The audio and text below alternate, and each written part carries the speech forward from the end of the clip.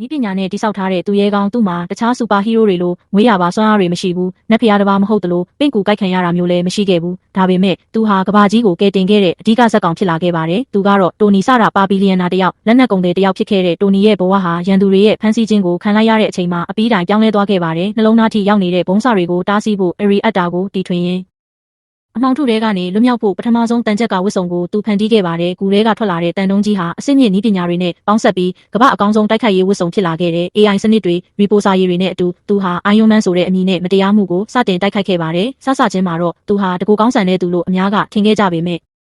နောက်ပိုင်းမှာတော့သူဟာအပန်ဂျာဖွဲ့ရဲ့အဓိကမန်နိုင်ဖြစ်လာခဲ့ပြီးအပြစ်မဲ့ပြည်သူတွေအတွက်သူ့ရဲ့အသက်ကိုယ်တောင်ပေးဆက်ဖို့အသင့်ဖြစ်နေခဲ့ပါတယ်။နောက်ဆုံးမှာတော့တလောကလုံးကိုကယ်တင်ဖို့အတွက်သူရွေးချယ်ခဲ့တဲ့လမ်းဟာသူ့ရဲ့အသက်ကိုပေးဆက်ခြင်းပါပဲ။ဒါပေမဲ့တိုနီဆာမရှိတော့ပေမဲ့သူချန်ထားခဲ့တဲ့အမွေနှစ်တွေနဲ့အိုင်ယွန်မန်ရဲ့စိတ်သက်ကတော့မာဗယ်ရပရိသတ်တွေရဲ့ရင်ထဲမှာထာဝရရှိနေမှာပါ။ဒါကတော့နီးပညာနဲ့လူသားဆန်မှုပေါင်းစပ်ထားတဲ့ကျွန်တော်တို့ရဲ့အိုင်ယွန်မန်ပါပဲ။